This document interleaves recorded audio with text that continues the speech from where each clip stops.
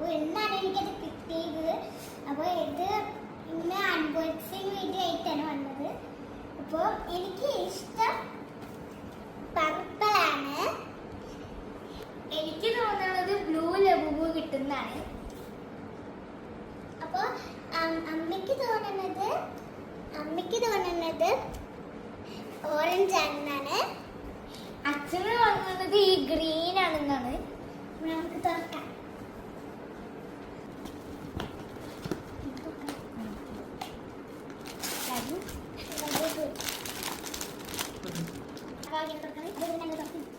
open ചെയ്ത്